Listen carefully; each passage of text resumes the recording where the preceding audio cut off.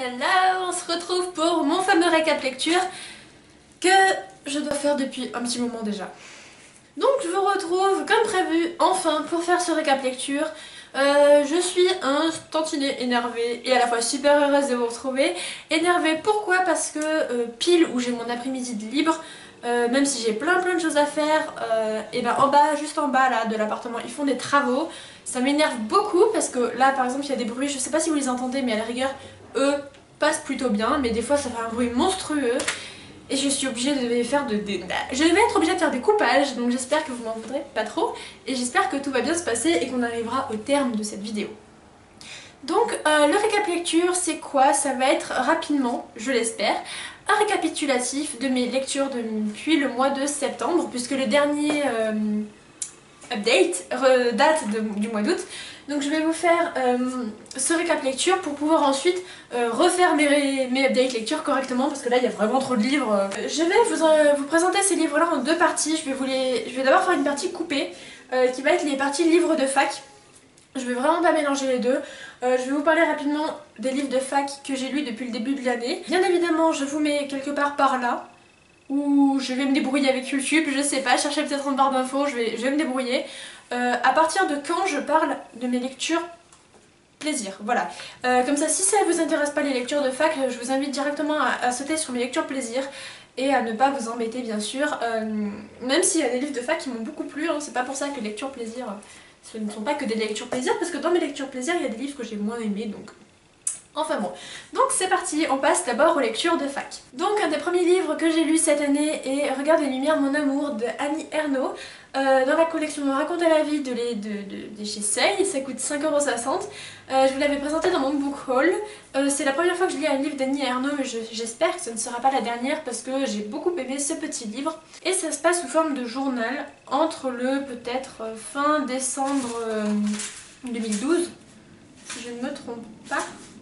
Ouais, c'est ça, 2012 à fin décembre 2013. Elle va aller régulièrement dans son supermarché de Auchan et elle va noter ce qu'elle y voit. Et c'est très intéressant, on a un panel, un spectre de la population française qui est vraiment très sympathique à lire, j'ai beaucoup aimé.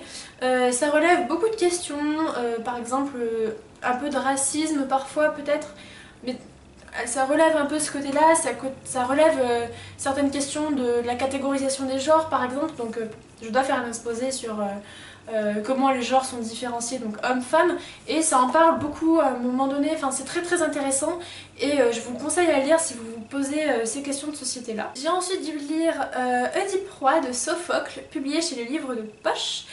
C'est une pièce de théâtre écrite il y a perpète. C'est écrit pendant l'Antiquité et ça reprend le mythe d'Oedipe sous forme un peu de intrigue policière. Je sais pas trop comment caractériser ça, mais c'est très sympa. Donc moi j'ai beaucoup aimé. C'est la première fois que je lisais vraiment le mythe d'Oedipe parce que c'est cool. Oedipe tout le monde connaît bien sûr, mais c'est pas tout le monde qui l'a lu.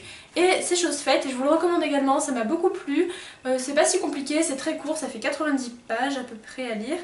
Et ça coûte 2,80 €, c'est des classiques, les classiques ça coûte vraiment pas cher, donc je vous le conseille également. J'ai ensuite dû lire pour le même cours que le livre Regarde les lumières mon amour, ici Tokyo Extraordinaire de Jacques Roubaud, publié chez Le Tripode, et ça coûte 16 €. Donc là par contre c'est un livre que je ne vais pas vous conseiller, enfin faites ce que vous voulez bien sûr, mais que moi personnellement je compte revendre parce que il m'a coûté 16 €, qui s'explique par donc cette mise en page et la mise en page éditoriale, mais il m'a pas spécialement plu. Ça part, donc toujours il y a une initiative, toujours sous forme de journal, d'un homme, donc Jacques Roubaud, qui va au Japon et qui dans chaque station de métro va écrire des vers. Moi ça m'a pas spécialement plu, ça a plu à d'autres, donc si vous voulez plus d'informations n'hésitez pas à vous renseigner sur ce livre aussi, parce que c'est très sympathique, mais c'est pas, je pense pas relire tant d'autres livres de l'auteur que ça, parce que moi ça m'a pas spécialement passionnée.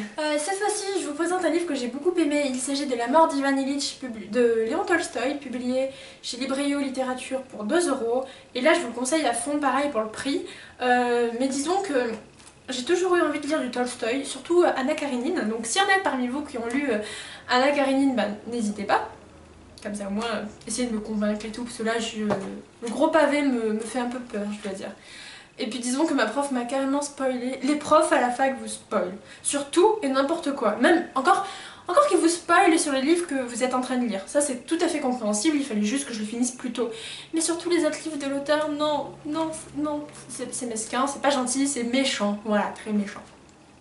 Revenons-en à celui-ci. On suit Ivan Illich qui va tout simplement mourir, voilà, il va choper un cancer de l'estomac. C'est assez glauque, c'est assez un peu berk, mais c'est très sympa à lire.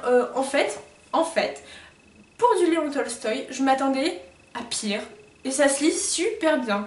Donc voilà, si vous voulez commencer par lire du Tolstoï, bah franchement, allez-y parce que j'ai été impressionnée, je m'attendais à quelque chose de compliqué, de pas intéressant et je me suis retrouvée avec un livre très court à lire et voilà, pour vous montrer un peu, et passionnant tout simplement. Je passe maintenant à l'opéra de Katsu de Bertolt Brecht, publié chez l'Arche, qui lui coûte 10 € pour ce tout petit livre mais que j'ai beaucoup aimé. Donc non, ces post-it ne sont pas des marque-pages comme dans mes lectures plaisir, j'aimerais mais c'est juste des marques temporelles pour me repérer. L'opéra de Katsu, ça m'a beaucoup plu aussi. C'est l'histoire de quoi?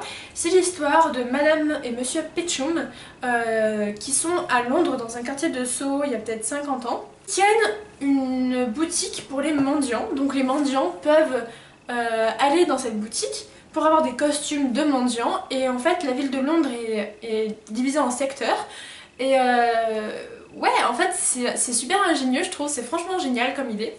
Et donc la fille de Monsieur et Madame Petchoum va rencontrer Maki le souvenir, le vil, le méchant, le fourbe on va dire de l'histoire, et c'est vraiment très intéressant, moi ça m'a beaucoup plu, c'est assez drôle, moi j'ai bien aimé. Il y en a plein qui là non plus n'ont pas apprécié mais moi j'ai trouvé ça vraiment sympa et ça ressemble un peu à une comédie musicale donc c'est assez fun à lire j'ai envie de dire. Voilà, par contre le message est plutôt intéressant, on a vu ça en cours, c'était vraiment pas mal. Donc voilà. Là on passe à quelque chose maintenant de moins drôle, je vous en avais parlé et c'est confirmé. Je lisais Daewoo de François Bon, publié au livre de poche qui coûte 6,10 € et qui ne m'a pas plu. À nouveau, c'est pour mon cours de littérature du 21e, c'est-à-dire qui va avec Tokyo Extraordinaire et Regarde les lumières mon amour. Ce livre ne m'a pas plu parce que c'est pareil, ça part d'une initiative, c'est quelqu'un, l'auteur, qui décide d'aller quelque part et de dire des choses sur ce quelque part. Sauf que là c'est l'histoire d'une usine désaffectée, donc Daewoo vous connaissez peut-être, surtout pour les personnes qui habitent en Lorraine ou près de Metz. Et moi ça m'a pas intéressée, c'est vraiment pas le genre de roman ou de récit que j'apprécie lire tout simplement parce que ça m'intéresse pas plus que ça, ni dans l'écriture, ni dans la forme, ni dans ce qu'il raconte tout simplement. J'ai dû faire une analyse de texte dessus, c'était vraiment pas facile, même si l'analyse en soi était intéressante à faire. Mais voilà, c'est vraiment pas un livre que je conseillerais pour quelqu'un qui veut lire du roman. Mais pour quelqu'un qui veut lire un fait divers sur Daewoo, bah oui, pourquoi pas. Voilà, en tout cas, ça peut être intéressant hein, parce que ça part un peu presque d'une démarche journalistique, donc c'est très intéressant à découvrir, à lire, je sais pas trop. On passe à ma lecture actuelle pour la fac. Il s'agit de L'aventure ambiguë de Cher Hamidou Kane, je ne sais pas, publié chez 10-18. Ça doit coûter 5 €, 5 ouais, à peu près quelque chose dans le genre. C'est très sympa à lire. En fait, je m'attendais pas à que ce soit aussi sympa à lire. Personnellement, la couverture ne me tentait pas du tout. Et derrière, le résumé ne fait pas non plus très honneur au livre. En fait, il me tentait vraiment pas. Et puis c'est en lisant que je trouvais que ça se lisait bien, l'écriture était vraiment agréable. On suit Samba Diallo, un jeune enfant du Sénégal qui suit l'école coranique, donc qui est une institution religieuse du Sénégal. Donc c'est vraiment l'école traditionnelle. Et puis on va voir que la colonisation occidentale va faire qu'il va suivre ensuite l'école occidentale. On va voir ce mélange des cultures. Et c'est vraiment sympa. Après, à lire pour une lecture plaisir, c'est vrai que ça fait un peu étrange. Mais en tout cas, voilà, j'ai découvert pas mal de choses avec la fac qui m'ont beaucoup plu. Donc je vous conseille vraiment tous ces livres en fait. Ils sont vraiment tous intéressants. Même si vraiment en lecture plaisir, je ne me serais jamais penchée sur eux. Ouais, vraiment aucun je pense. C'est vraiment dommage parce qu'ils sont vraiment tous bons. Donc retenez peut-être certains titres si ça vous intéresse.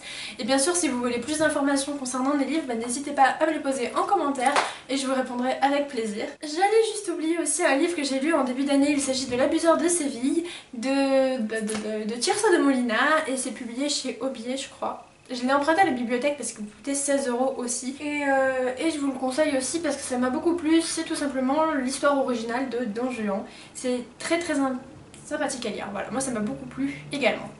On passe maintenant aux lectures plaisir. Donc comme je vous l'ai dit dans mon peut-être tag, si vous l'avez vu le précédent tag, ou peut-être que le tag vous l'avez pas encore vu parce que je l'ai pas encore mis, enfin bon, bref c'est compliqué.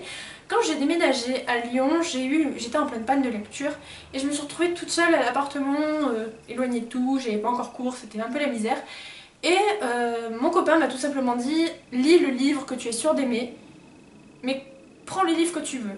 Te force pas à lire celui-là parce que tu dois le lire, prends vraiment le livre que tu veux. Et qui m'a fait sortir de ma panne de lecture parce qu'il est tout simplement, ça se présente plus, je vais pas vous le présenter, je vais pas vous dire pourquoi j'ai aimé, c'est juste merveilleux comme histoire. Ça m'a permis de sortir de ma panne de lecture, ça m'a permis de me poser tranquillement et de bouquiner. Et du coup, quelques jours après, j'ai enchaîné avec la suite, que lui, je n'avais jamais lu par contre, donc c'était vraiment très intéressant à lire. Ça m'a beaucoup plu, il y a la suite qui m'attend dans la palle, et qu'il faut vraiment que je lise parce que la suite je l'ai pas lu sauf le 7ème, donc ça c'est un peu la misère. Mais voilà, ça c'est vraiment pour moi un incontournable, et je sais maintenant désormais que si un jour je retombe dans une panne de lecture, qu'est-ce qu'il faut que je lise, et surtout que je lise quelque chose qui me plaise. En fait, ouais, voilà, faut vraiment pas se forcer à lire dans ces moments-là. Je pense qu'il suffit de lire un de ses livres préférés et tout passera mieux. J'ai donc continué avec Tant que nous sommes vivants d'Anne-Laure Bondou, publié chez Gallimard Jeunesse. Il doit coûter à peu près 15 € je crois. Et lui, je l'ai beaucoup aimé. Je vous en avais parlé dans la chronique. J'ai trouvé ce livre merveilleux. Je l'ai lu d'une traite quasiment. Et quand je me suis relevée de mon lit pour voir le monde, pour voilà, revenir à la réalité, je me suis dit mince, tous ces gens qui l'ont pas lu dehors, alors qu'il est trop bien, enfin, il faut que tout le monde le lise, ce livre est vraiment génial, il est magnifique. Et en effet, il l'est, donc je vous invite à aller voir ma chronique qui vous en dira un peu plus en barre d'infos. J'ai ensuite lu 24 heures dans la vie d'une femme de Stefan Zweig, que j'ai adoré. En fait, oui, c'est une lecture plaisir, c'est pas une lecture de fac, ça peut paraître étonnant. Je suis allée à la bibliothèque de ma fac et j'ai craqué, il était tout petit, il était vraiment parfait. Ça faisait plusieurs années que je voulais lire du Stefan Zweig, mais j'avais jamais eu le cran, peut-être, l'envie vraiment de le lire. Et en fait là je me suis dit pourquoi pas. Et donc je me suis penchée sur celui-ci qui me tentait vraiment sympa à lire et ça a été fantastique. C'était court, c'était hyper simple à lire, hyper simple, pas dans le sens où son écriture était simple, mais c'était facilement compréhensible. L'histoire était passionnante, dès les premières pages je suis rentrée dans l'histoire et j'ai vraiment adoré ma lecture. Et c'était vraiment un récit dans un récit, c'était exceptionnel. Je m'attendais pas vraiment à la fin, mais je vous la recommande chaudement, franchement. Voilà, je pense qu'il est tout petit en plus, il ne doit pas coûter très cher. Et je relirai du Stefan Zweig avec grand plaisir. Je continue du coup cette vidéo assise. En vérité, je n'ai plus de batterie, tout va mal aujourd'hui. Après les travaux qui se sont manifestement arrêtés, je n'ai plus de batterie. Donc j'ai dû trouver un moyen et je l'ai trouvé. Voilà. Donc il y a tout qui tombe. Je sais plus trop où j'en étais, je vous parlais de Stefan Zweig je crois. Ouais, il me semble. Donc je vais vous parler du livre que j'ai lu juste après. Il s'agit donc de La voleuse de livres de Markus Zusak, je ne sais pas du tout. Là, comme ça. Avec sa magnifique couverture de je sais pas quelle lunette, parce que peut-être que vous verrez mieux ici. Du coup oui, je suis pas en face de la fenêtre donc la luminosité est moins bien. La voleuse de livres c'est quoi? C'est sûrement l'un de mes coups de cœur 2014. J'ai adoré cette lecture, ça a été passionnant. J'ai beaucoup aimé. Voilà, il faut que vous le lisiez absolument, c'est pareil. Je vous mets le lien de la chronique en barre d'infos normalement aussi. Et de toute façon vous avez toutes les chroniques sur le blog si ça vous intéresse. C'est l'histoire d'une petite fille, de Liesel, pendant la Seconde Guerre mondiale. Sauf que l'originalité de cette histoire, c'est que la narratrice, c'est la mort et que c'est écrit d'une manière exceptionnelle. Je vous recommande chaudement 1000 fois, 10 000 fois ce roman. Il faut à tout prix que vous le découvriez également parce que c'est vraiment... c'est époustouflant comme livre. Je vais juste vous montrer un peu la mise en page. Mais ouais, voilà, il n'y a rien d'autre à dire. Donc voilà, ça commence... un peu comme ça, il y a un peu des apartés ici que la mort fait. Il y en a d'autres ici par exemple. Là. Voilà, elle intervient souvent, très très souvent, hein, vraiment. Encore une page au hasard. Voilà. Donc, sans vous spoiler, je l'espère. Bref, je vous conseille vivement ce roman, c'est vraiment exceptionnel. La narration est parfaite, il n'y a vraiment rien à dire. L'histoire est très touchante, les personnages sont adorables.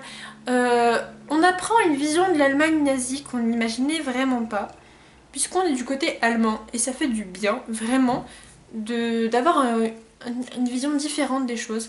Et voilà, c'est pour en soi en quoi ce livre est génial. En plus, il est sorti en poche, donc il est au prix poche, et c'est quand même 650 pages de plaisir. J'ai ensuite lu grâce aux éditions Lumen, que je remercie beaucoup et que je vous incite beaucoup à lire également de mon côté, In the After de Demetria Luneta. Ça coûte 15 € et ça fait à peu près 400 pages, donc je trouve que les prix de Lumen sont vraiment bons. C'est rare de voir une maison d'édition qui vend des livres grand format, originaux, si peu cher en fait. Pour moi j'ai l'habitude de voir des livres à 19-20 € et là 15 € ben ça fait du bien quand même, voilà. In the After c'est un monde post-apocalyptique, mais c'est fantastique comme monde post-apocalyptique, ah, blabla, vous avez compris. Et franchement j'ai adoré ça, c'était très très bon. C'est l'histoire de Amy qui a une mère qui travaille dans la politique et un père dans l'écologie. Et un jour, elle est chez elle, tranquille, pendant que ses parents bossent. Et le monde va être envahi d'aliens. Ouais, un peu bizarre. D'aliens, de zombies, de monstres, on ne sait pas trop. Et elle va devoir apprendre à vivre toute seule au début, parce que ses parents ne sont pas rentrés. Donc depuis cette invasion, je vous en dis pas plus. Et elle va rencontrer Baby, une petite fille qui est trop mignonne. Vraiment trop chou. Et voilà, et je vous en dis pas plus parce qu'après ça part trop en foufou là. Après la moitié du livre il se passe plein de choses que je peux pas vous raconter parce que sinon ça vous spoil, mais alors d'une manière que vous n'imaginez même pas. Voilà, juste retenez le nom, ce livre est fantastique, je vous le recommande trop plein de fois. C'est une de mes meilleures lectures pareil de ces 2 derniers mois. J'ai ensuite lu Endgame, publié chez Gallimard, c'est écrit par James Frey et Niels Johnson Shelton. C'est publié chez Gallimard, je viens de le dire, dis donc, et ça coûte 20 € je crois. C'est une sacrée brique, il fait assez peur, il fait 500 et quelques pages, ouais 500 pages, il est lourd et il y a du contenu comme vous pouvez le voir, il y a beaucoup de trucs dedans. Mais vous avez dû en entendre parler déjà plein de fois. Endgame, c'est quoi? C'est le premier tome d'une trilogie. Le premier tome s'appelle L'Appel. Tout va bien, tout va bien. Et c'est l'histoire de 12 jeunes élus pour se battre dans le monde entier. Et alors, je vous explique plus clairement parce que là, c'est vraiment pas clair. C'est l'histoire de 12 jeunes issus de 12 civilisations différentes. Ils sont élus par on ne sait qui, trop, pourquoi, jusqu'au jour où une météorite tombe un peu partout et c'est le commencement, c'est l'appel.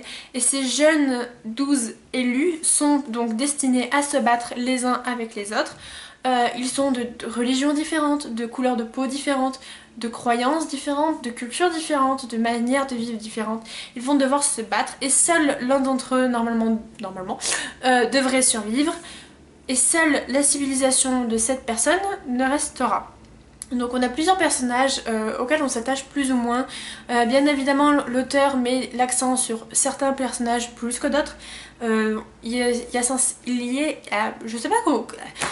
Donc il met l'accent sur plusieurs personnages plus que d'autres. On devrait voir 12 personnages, on se tourne surtout autour de 5. Ça m'a beaucoup plu, même s'il y a des choses qui m'ont beaucoup moins plu. Notamment les différentes relations amoureuses qu'il y a à l'intérieur. Ça me plaît pas, moi j'y crois pas et ça m'a fait bizarre de lire ça. Le reste est plutôt vraiment bon, l'écriture est bonne, c'est passionnant, c'est prenant. Je ne parle pas du côté où il faut trouver les 500 000 pour avoir les 500 000 $, pardon, parce que c'est pas du tout un côté qui m'intéresse, à vrai dire, je considère pas, enfin c'est chouette, ça peut motiver certaines personnes à lire, ça peut motiver les personnes qui lisent à gagner de l'argent, mais en soi je trouve que ça c'est pas très utile. Donc voilà, en tout cas, s'il y en a qui gagne les 500 000, c'est vraiment chouette pour lui. Mais ce sera pas moi puisque je ne mets pas dans l'énigme. En tout cas, qu'est-ce que je voulais dire? Oui, je vous mets le lien en barre d'infos. Il faut que vous alliez le voir, le lien du podcast de ma copine Mathilde. Je te fais de gros bisous Mathilde si tu passes par là. Mathilde de Mama le livre anime une anime. Je vais vraiment pas y arriver aujourd'hui. Ça va vraiment pas être facile, mais on va arriver au bout de cette vidéo. Mathilde anime une fois par mois une émission radio sur sa radio locale et elle a fait dans son podcast une chronique audio sur ce roman. Il faut absolument que vous alliez l'écouter parce qu'elle résume beaucoup mieux que moi ce qu'elle pense de ses idées, on se rejoint à peu près toutes les deux sur nos idées. Je vous invite fortement à aller voir ses podcasts, c'est absolument génial, c'est très bien fait et puis voilà, en même temps... c'est cool. Bref, j'ai ensuite lu le livre de perles de Timothée de Fontbelle, publié chez Gallimard, paru il y a 15 jours. C'est très bien. Moi, ça m'a beaucoup plu, mais j'ai tellement honte de vous dire ça, mais j'ai rien compris. Voilà. J'ai compris chaque chapitre séparément. J'ai compris les liens qu'il y avait entre certains, mais je n'ai pas tout compris. En fait, j'ai du mal le lire, j'ai dû louper quelque chose à un moment donné, qui a fait que j'ai loupé le truc quoi, j'ai loupé le coche et j'ai pas compris ce qui s'est passé.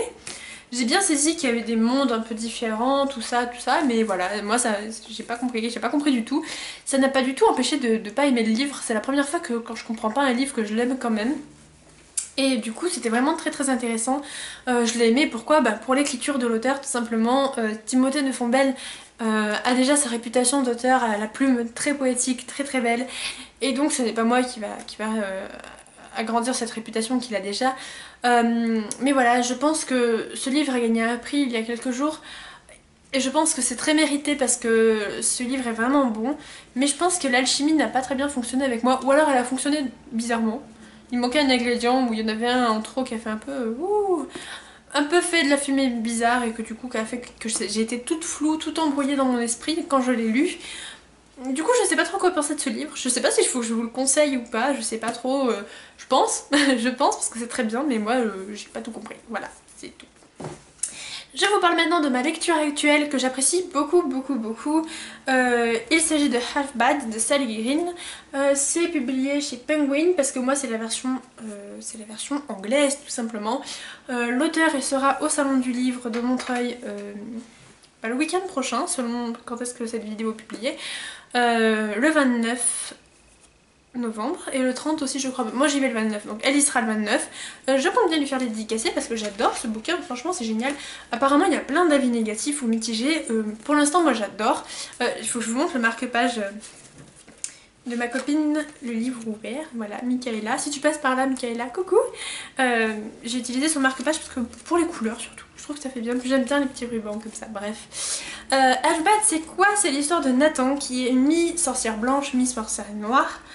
Sorcier plutôt, mi-sorcier noir, mi-sorcier blanc. Le problème c'est qu'il est complètement exclu de la société. Les sorcières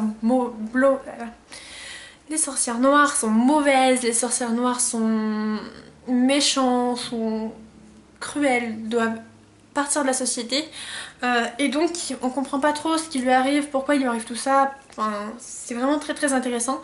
Alors d'après ce que j'ai remarqué, il y a beaucoup de personnes qui n'apprécient pas les parties de chapitres où le narrateur s'adresse au lecteur. Enfin, il s'adresse pas vraiment au lecteur, mais disons qu'au lieu que ce soit une narration à la première personne, comme dans tout le reste du roman, on a une narration à la seconde personne. Tu ouvres les yeux, tu vois la scène, tu regardes, tu y vas, tu te lèves.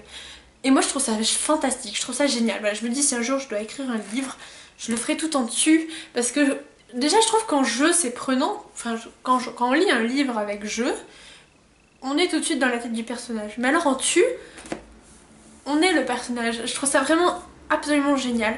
Il y en a beaucoup de personnes que ça a déstabilisé. Pour moi ça marche totalement. Ça fonctionne, la magie opère. Du coup j'adhère absolument avec ce roman. J'ai très envie de lire la suite, même si j'en suis que là. Il faut absolument que je le finisse ce week-end si je veux avoir le temps de lire autre chose pour le salon du livre. Et voilà. Je vous montre rapidement mes lectures prochaines parce que j'ai bien envie de vous les montrer en fait. Même si je le fais pas normalement. Donc vous les retrouverez très certainement dans un prochain update lecture. À mon avis, le prochain update lecture va arriver vers le 1er décembre. D'ailleurs, je vous réserve plein de surprises pour ce mois de décembre. Plein de petites vidéos, plein de petites gourmandises. Vous découvrirez tout ça bientôt, prochainement. Et donc je vous montre mes prochaines lectures. Voilà. Je vous en montre que 3, j'en ai beaucoup plus que ça dans ma palle prioritaire, j'en ai 5 en tout. Mais je vous montre que celle-ci... Dès que j'ai terminé Half-Bad, je commence La Gueule du Loup de Marion Brunet, publié chez Sarbacane. Il faut absolument pareil que je le lise cette semaine parce que l'auteur est au salon du livre. Auteur que j'avais découvert il y a quelques temps de cela avec Frangine, qui a été un gros coup de cœur que je vous conseille, toujours et encore. Cette fois-ci, La Gueule du Loup, et je remercie les éditions Sarbacane, raconte l'histoire de 2 filles qui ont leur bac en poche, qui ont leurs 18 ans en poche et qui décident de partir en vacances, je crois. Et ça a l'air très intéressant. D'un autre côté, je ne m'inquiète pas. J'ai lu une première fois Marion Brunet, je l'ai adoré pour sa plume, donc je pense adorer encore pour sa plume. Seconde lecture plaisir, aussi pour le salon, qu'il faudrait que je me dépêche de lire, mais là je compte aussi sur le train pour le lire. Ce qui nous lie de Samantha Bailey, publié ici chez Milady Grande Romance, il coûte 15,20 €. A vrai dire, j'aimerais bien le lire avant le salon parce que si je l'aime, j'aimerais bien me l'offrir. Celui-ci est à Chloé, donc je vous avais déjà mis sa chaîne en barre d'infos dans ma précédente vidéo. J'aimerais beaucoup l'acheter au cas où si je l'aime pour le faire dédicacer parce que l'auteur est également au salon. On verra bien ce que ça donne. De toute façon, voilà, Half-Bad, j'essaye de le finir ce week-end. Et puis voilà, il faut vraiment que je lise un des deux le plus rapidement possible. Du coup, peut-être plus lui que lui. Lui, dans tous les cas, je le lirai au moins pendant le train, que je puisse en parler avec l'auteur. Et celui-ci, il faut vraiment que je le lise avant pour savoir si oui ou non j'achète le livre ou pas pour me le faire dédicacer.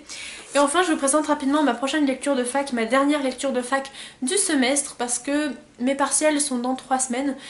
C'est aussi pour ça que je galère vraiment à vous faire des vidéos. J'ai beaucoup de boulot. J'ai l'impression que c'est le bac toute l'année.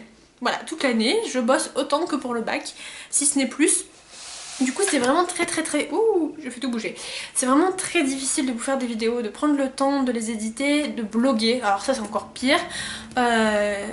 Parce que j'ai beaucoup de boulot, donc je m'en excuse. J'ai vraiment envie de faire plein de vidéos, mais c'est vraiment très compliqué, croyez-moi. Bref, du coup je suis en vacances de toute façon autour du 20 décembre et j'aurai jusqu'au 20 janvier pour bien profiter, donc là je pourrais faire tout ce que j'ai envie de faire. Ma prochaine lecture de fac est 1984 de George Orwell, publié chez Folio. Il m'a coûté 6 € je crois à Gilbert Joseph. Et oui, j'ai très envie de le lire, c'est celui qui me rend le plus enthousiaste à lire. Je pense que ça va me plaire, j'ai très envie de me mettre dedans et donc dès que j'ai fini l'aventure ambiguë que je vous ai présentée dans mon récap lecture, mais c'est mon récap lecture, je suis bête, je fais vraiment n'importe quoi. Promis, cette vidéo est bientôt finie, promis la prochaine sera meilleure parce que là c'est vraiment plus possible. Je vous raconte n'importe quoi, mais alors je me rends compte que je dis n'importe quoi depuis le début de cette vidéo, c'est triste. J'espère que vous n'êtes pas tous partis. Si vous êtes encore là, voilà, coucou à vous. J'ai très envie de le découvrir et voilà. Bon bah c'est un classique quoi, enfin, dans le sens où maintenant plus personne ne doute de son importance dans la littérature, je pense. Si vous l'avez lu, n'hésitez pas à me dire ce que vous en avez pensé, je serais quand même très curieuse de découvrir les avis, parce que mine de rien j'en entends pas tant que ça. Je sais que c'est très classé référence au niveau littérature. Il y a beaucoup de littérature qui s'inspire de George Orwell. Donc c'est aussi pour ça que j'aimerais bien avoir votre avis, ce que vous en pensez. Donc voilà pour mes prochaines lectures et mes lectures des 2 derniers mois. J'espère que ça vous aura plu, j'espère que ça n'aura pas été trop long non plus.